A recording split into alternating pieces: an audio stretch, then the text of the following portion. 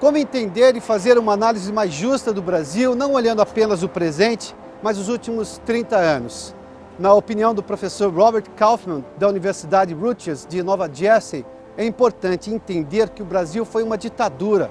Hoje vive numa democracia, que antes convivíamos com a hiperinflação, hoje temos uma economia estável. E que sim, é uma democracia evoluída, porque tem poderes independentes e imprensa livre. E que fazer comparações é até normal para as pessoas, e olha que fazemos várias, mas que é importante notar que problemas domésticos exigem soluções domésticas. Professor Kaufman, could you please tell us about your impressions about Brazil in this special moment? Because we had the two last years in Brazil were very important. In 2013, we had lots of protesters who went to the streets to complain about everything. Last year, we had a World Cup and a general election. Do you think Brazil is running well? Brazil is going through a very bad moment right now. I mean, there's no doubt about it. I thought that the protests in 2013 were a wake-up call in a number of ways. In the first place, although people from all sorts of backgrounds were involved in the protests, the people in the streets were predominantly from the middle class. And that reflected, I think, a huge demographic shift in Brazil. Depending on how you define middle class, Brazil is perhaps now 40 or 50% middle class, a much larger middle class than ever before in Brazil. We don't know what they want. I mean, the social science is only guessing at what they want. Oh, really? I think from the protests, there was a strong sense that people were dissatisfied with public services. It was triggered by bus fare, protests over bus fare increases, but that very quickly mushroomed into a much broader set of complaints about schools, about the health system, about corruption.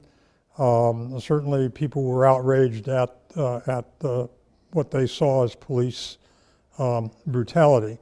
So at a very fundamental level, Brazil faces a challenge of responding to the needs of this changing population.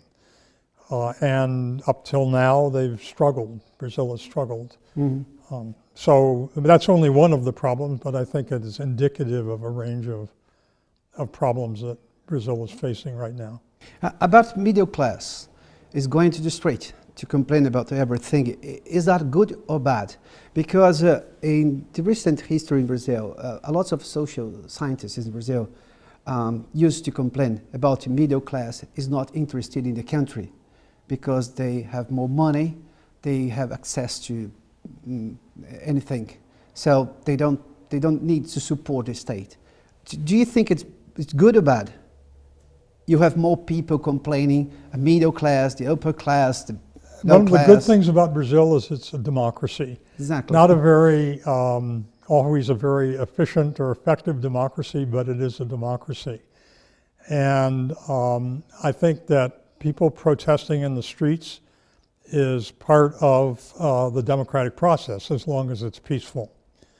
I think in that sense it's a good thing. I mean, people are expressing demands. It also, though, I think reflects a kind of an alienation, that people in the streets are in the streets because they don't have confidence that the political parties represent them effectively. Mm-hmm. They don't have confidence that the institutions like Congress or elected officials represent them. And so this was also a sign of problems for Brazil, of alienation, of upsetment with the system. And in fact, one of the interesting things about the protest was the rejection of parties. Mm-hmm. That the PT and other parties went out in the street and they were, sometimes violently, usually not, rejected, told to go home. What's the level of democracy do you think Brazil is living now? Because If on one hand we have a democracy, people can complain about everything, they can go to the streets to do this. On the other hand, we don't have enough public service in health, education. In what level democracy Brazil is? I think that we have to be careful about what our expectations about any democracy is. Yeah. The United States is not... We're not exceptions about democracy. The United States, my country, is not functioning at all well. Oh, good. Europe is terrible, in a terrible shape. Yeah. So, you know, I think that you have to kind of put Brazil in a broader perspective. And in that sense, I think its democracy has all the defects of other democracies. It doesn't respond well to the demands of the citizens. There's a lot of corruption. I don't know very many democracies that don't have those problems. So I actually think that Brazil does pretty well on, you know, by sort of general realistic standards of what a democracy is supposed to be. It doesn't mean it does well. It just means it does adequately, I think. Have you already heard about that sense that Brazilians think God is Brazilian, like then, and Brazil is the country of the future? But people are complaining. Exactly. But people are complaining now in the present. Is that what are your opinion about this lock? This gap of expectation in time, because well, future... again, I mean, Brazil is realistically passing through a very hard moment. I mean, we all know that. I mean, its economy is stagnant. It's facing huge structural adjustment problems. Its government has serious fiscal difficulties. I mean, all of these things, you know, it has huge problems of security. So I mean, there are lots of problems. Well, go ahead. No, please, go ahead. I look at this, I've been studying Latin America and studying Brazil since the 1960s. I mean, I go way back. I've been visiting Brazil since that time. And so from my perspective, in spite of the fact that Brazil is having a terrible time right now. I know. And there's a lot of anguish about it. That if you look at it over the last 50 years, since the 1960s, since I've been working on studying Brazil, the overall trajectory has been quite positive. You know, when I went to Brazil, you had secret police, you had press censorship, you had, you had a dictatorship. When during the 1980s, when you finally had civilian government in the early 1990s, all of us political scientists were shaking our heads and saying Brazil is hopeless, it's ungovernable, it'll never, you know, it'll always be wild inflation and well, that didn't happen, right? I mean, the inflation was tamed. In that time, there was no solution, but... There was no solution. Oh, really? Well, there was, of course, as we now know, there was. Exactly. I mean, you know, so, and politics and the economy stabilized sometime around Fernando Henrique Cardoso, you know, 1995. Exactly. And there were real gains, I thought, under Cardoso. I think Cardoso, by the way, is not fully appreciated for his achievements in Brazil. I think he was a major president, a great president, because he did turn the corner for Brazil in many ways, or he not alone, but his administration. I think that when the PT started to gain votes, and when Lula was campaigning in, when was that, 2002? Exactly, yeah. People were saying, oh my God, this is the end of Brazil. It's the apocalypse. I used to go and be observer at this organization here in New York called the Council of the Americas, which is primarily a business organization. And the business people were saying, oh, there's going to be a meltdown, everything is going to crash. I know. Well, and I have to tell you, a political science, a Brazilian political scientist who's a friend of mine, who is not a fan of the PT, is more PSDB. I know. She said during the campaign, she said, I'll make you a bet. I said, what is it? She said, if Lula wins, nothing will change. And Really? And in fact, but did he say that in 2002? Yeah, Okay. before okay. he won. And my point is this: that even in so the PT came, people were very nervous, very worried.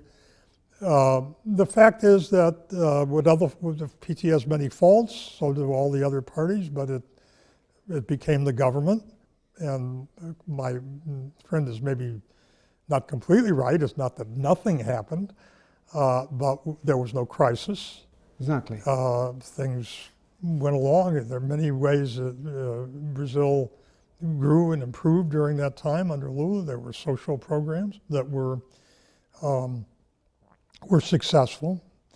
So is that a signal of an adult democracy? Yeah, I mean, that's exactly right. I mean, it was a sign that Brazil, could have competition, it could have conflict, it could have debates, could have elections where power changed hands, and that became normal. I know. Now it was never normal in Brazil. That was something in the past was, you never knew whether the person who won the election would be allowed to take office. So that's an enormous step forward for Brazil. You're asking me what kind of a democracy. Exactly. It's a normal democracy. I mean, it has all these problems, but so do most democracies. What is the sign of a working democracy, it seems to me, is when you have free elections, where the winner actually can take over the government without worrying about being overthrown. I know. Where people have civil liberties, where there's a free press, where there's an independent Congress. Courts are not so great in Brazil, but they're pretty independent. Yeah. That's a normal democracy. I think the Supreme Court was more independent in the past, but nowadays there's a lot of complaints about this. Yeah. Yes, that's true. But my point is this: that right now Brazil is going through a very hard time, and I mean I don't want to minimize the difficulties that Brazil is having. I think they face very serious problems. My point is only that they faced serious problems in the past, and have, where people have looked at Brazil and said, "Oh, things are terrible. We'll never get out of this out of this problem," and they do. And so my guess is that Brazil will, if it lives up to the historical record, will overcome the problems that it's facing right now. It won't overcome them perfectly. Yeah, but it'll overcome them. Professor, my question now is natural for countries, for nations, or for young democracy like Brazil to make comparisons? Because we make a lot of comparisons. Yeah. We compare Brazil, Chile with India, with South Korea in terms of education, health, public system, and of course, trade, especially trade. When the comparison is with Chile. Chile is more open, is an open market. So what do you think about this aspect in Brazil? Why we are quite closed? Well, I mean, first of all, large economies tend to be more closed than small economies. I mean, that's just a natural pattern, that small economies are more dependent on trade. So if you compare Brazil with Chile, you're comparing a giant economy with a quite small economy that is clearly trade dependent. You can't expect Brazil to be like Chile. It's there's too big, it's too large a domestic market. It's never going to be as open. But do you think it's a question of inefficiency or a question of choice to protect? Well, I think it's both. I think it's both. Both? Yeah. I mean, the trend in public policy over the last, well, certainly during Dilma's mandate, and maybe earlier under Lula, the trend was away from a more open economy. So that it was deliberate at some level. It also, though, is a problem of inefficiency. I mean, you have ports that are, lessons in inefficiency. Yes. The trucks lined up for days and miles. You have airports that are in terrible shape. You have roads getting from the airport in Sao Paulo to the center of Sao Paulo is a adventure. It can take hours and hours. When I go to Sao Paulo, I never know, for example, when to leave for the airport, because I don't know whether it's going to take an hour and a half or 2 hours or 3 hours. So those are all, I think, structural problems. They're not problems of policy exactly, but they certainly impede the growth of exports. Let's make a comparison, an internal comparison. If you look at the past, at the time of dictatorship, and now the democracy, we had a very fantastic achievement for people. Democracy is much, much better than any kind of dictatorship. Right. But if you look at the 80s in Brazil, the infrastructure was quite good for that time. Not the best, but quite good. If you look at now, the infrastructure in Brazil is terrible. If you look at the size of the country, the aspirations of the country, the ambitions of the country, why don't you think that we change this in the same? Why isn't there? Exactly, yeah. Well, I think that the fiscal priorities are an important part of the explanation for that. The fiscal priorities. Yes, I mean. I know. So you have huge amount of the budget being devoted to. We are talking about the government accounting, yes. I am, yes. I know. Devoted to pensions for the middle and upper middle class. I think that the Lula government, one of the good things it did was to start to direct some money to the poor segments of the population, but the bulk of social spending still benefits the upper and middle tier of Brazilian society. And it takes up a huge portion of the budget. There are other areas which are also very high expenditure areas. Now, if you, in a perfect world, you could reallocate some of that money in the direction of infrastructure, in the direction also not only of infrastructure, but education, of health, sort of human capital, Brazil would be much better off. But that's a very difficult, politically very difficult thing to do. Let's talk about a very controversial issue in Brazil. It's Bolsa Familia. Part of the population believe that Bolsa Familia was fantastic because Bolsa Familia brings some people from the poverty. Right. What's everything? Of course, this is good. But part of the population, and believe me, believe that these people is going out of the job, of the normal job. Because, I have some pension, I have some money from government, some benefit from government, so I don't have to work. It's this two parts of the people think differently, but about the same issue. It's a question of social issue, very important in a country like Brazil. It's a developing country with poverty and a lot of people. Right, enormous poverty. Exactly. Yeah. In your opinion, Bolsa Familia is good or bad? I think it's been a very good program. Exactly. First of all, it doesn't cost very much. Yeah. I don't have the latest statistic, but not more than about a half a percentage of the gross domestic product is what the expenditure is. So it's a very minor expenditure from the point of view of the government. I may be out of date on this. It may have gotten more, but not much more. It is very well targeted. There's very little evidence of corruption or clientelism or vote buying. So it's a very clean program politically. Gets to the people it's intended to reach. It's hard for me to think that it keeps people out of the workforce because you have one of the things you do have in Brazil is a very low unemployment rate. So people are employed. Now the big question in my mind about Bolsa Familia, I think it helps poor families, and I think that's good. The big question is whether it will succeed in its other objective, and its other objective is to build human capital for the next generation.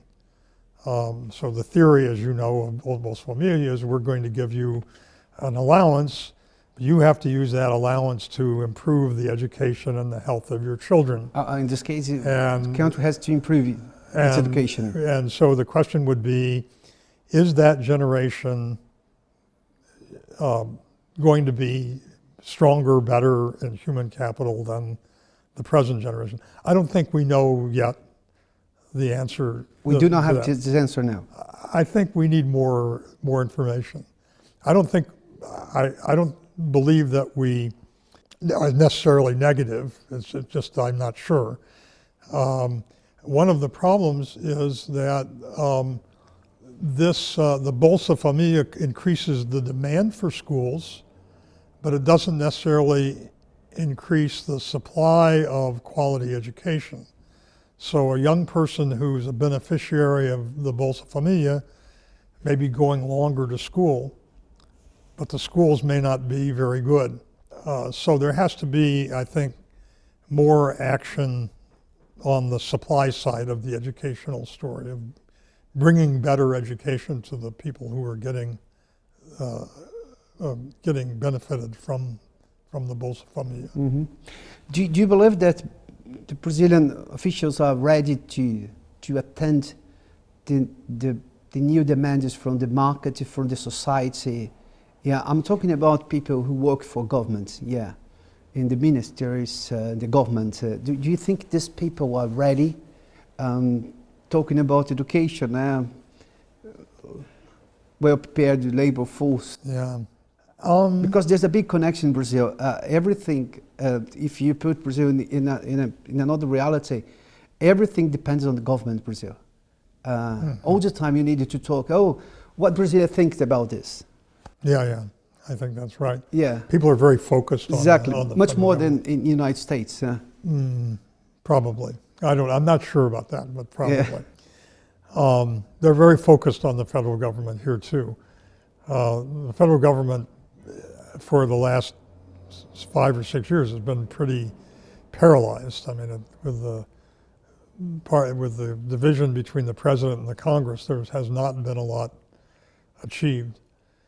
To your question about whether people in the government are prepared, I'm not sure I can generalize about that. I think there are very competent people in the government, very, very competent people in the opposition, people who have a very public interest at heart. But politicians in Brazil are like politicians in most places. They also have personal ambitions that may not be well aligned with the public interest. So, political parties in Congress want control of patronage. They want campaign funds. They want to advance their own careers, and a lot of times that is counterproductive. Do you think it's a great distance between what government does and what the society demands? I think there is always a distance between what in any democracy. It's not new in Brazil. It's definitely not anything different in Brazil. I think that there is. It depends on who. is making the demands. I mean, one of the things the last election showed, for example, was that low-income people in Brazil felt the government was doing well for them. You know, they preferred Dilma to Aécio, and you know, if we respect their judgment, it's because they felt they were getting a better deal. Obviously, that's not the way people felt, you know, São Paulo in the south of Brazil. Where I think the government has fallen down, and it isn't only the PT, it also was the Cardoso and the government before, is that they're just struggling very hard to provide the population with first-class, first-world public services. The schools are terrible, terrible, the public schools. You were saying before at some point about the middle class, or quoting other people as saying the middle class have kind of opted out of the public system. That's absolutely true. You know, that a middle class person who of modest income, I'm not talking about the upper middle class, I'm talking about a modest income, will save and struggle to send their kid to, if they can, to a private school. There's no future for them. With this education, there's no future for them. Yeah, if they do not send their kid to a private school, and they have to send them to a public school, they know certain things. They know this child will not be able to get into to pass the entrance test, the vestibular, to get into a decent university. So they've, in effect, opted out of the public school system. So those kinds of things are not meeting, you know, you're asking about what doesn't meet the needs. I mean, those kinds of things are really not meeting the needs of a very large and growing segment of the Brazilian population, the middle class. Now, in fairness, more poor kids are getting educated. More poor kids are getting access to medical care, but the quality is not very good. So a big challenge, this is a challenge all over Latin America, not only in Brazil, is to find some way to make public services acceptable to people as they move into the middle class. And Brazil hasn't been able to do that. We've talked about comparisons before, and let me make another comparison, another question about this. Is there any place, any country in the world that we can make a comparison with Brazil? So, because as I told you before, we love to make comparisons. Yeah, we make a lot of comparisons all the time. I don't know if it's fair or not. It's reasonable. Yeah. It's reasonable, but is there some place that, okay, that country has to be compared to Brazil because they did well. They did very well what they should did, they should done. So in this terms, is there this place? Is there a South Korea? A good Brazil. Well, let me think about that for a moment. Again, I don't mean to sound overly optimistic. I don't want to provide happy talk, but if you compare Brazil with the other BRICS, you know, if you compare it with India or Russia or South Africa, but Russia's quite or China. Yeah. I mean, you know, Brazil. I would much rather live in Brazil than in any of those other countries. If you compare it with other big Latin American countries, Mexico, Argentina, Venezuela. I mean, these are not countries that are compare favorably with Brazil. Now, it is the case that if you look at South Korea or Taiwan, those two East Asian countries, those seem to have a much better record. And I guess those are the countries that Brazil likes to compare itself to. I haven't been to Taiwan. I've been to Seoul. I've been to Korea. I know. And I have to say, I mean, I'm not an expert in East Asia. I didn't go outside of the capital. But I looked around the capital, and what I saw was everywhere I went fairly all over, people well-dressed, very clean, very free of crime, pretty efficient. And I thought to myself, 50 years ago, 60 years ago, these people that are walking on the street very well dressed and free of crime, their grandparents, or sometimes their parents, were living in huts in the countryside and with dirt floors. I mean, Korea was, 60 years ago, an incredibly poor country. And today, it's, as you know, gone beyond, way beyond Brazil. Not way beyond, but quite a bit beyond. And it's a democracy. So it certainly has problems, but it's doing well. What's its secret? And is it a fair comparison? I guess that's the question. I mean, if Brazil had only changed this or that, would it be like Korea? I think Korea had a number of factors that are impossible at this point for Brazil to emulate. It had a huge land reform back in the 1950s. And what that did was create a kind of a big rural middle class and compress income differences in a way that, Brazil was a land of fazendas and so in a certain sense, it had an advantage over Brazil in that it began its development trajectory with a much more equal distribution of income. And Brazil has always been the reverse. And I think that's had a huge positive effect on Korea and a huge negative effect on Brazil.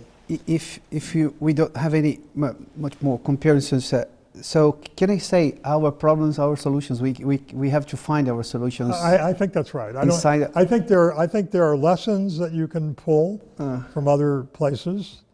Not like there's those other comparisons are irrelevant, but Brazil, like any other country, has unique features, and that means that the solutions there's no recipe that they can just use to solve their problems. I think that Korea, there were things that you can learn from Korea. First of all, they did invest a lot in the education system. So from the very beginning, they had very great advantages in terms of skilled labor, human capital, that sort of thing. That's something that Brazil could do. Professor Kaufman, my last question. Okay. What's your expectation about the new team in economy in Brazil, led by new Finance Minister Joaquim Levy? I think it's a good sign. I think that the question in my mind during the election campaign was whether Dilma would, several years before, had a very reckless macroeconomic policy. I mean, she was moving in the direction of serious deficits and big inflation problem, not like it was in the 90s and the 80s, but worrying. So my question was whether she would, once she won the election, whether she would double down. Double down means it was just intensify her trajectory that she had adopted, or whether she would be pragmatic and start to kind of make adjustments. There are a lot of cases in Latin America where the incumbent doubled down. One good example of that is Cristina Kirchner. She would run into problems, and then instead of retreating, she would do even more of the things that were getting her into trouble. I don't know. I think we don't know yet about what Dilma will do.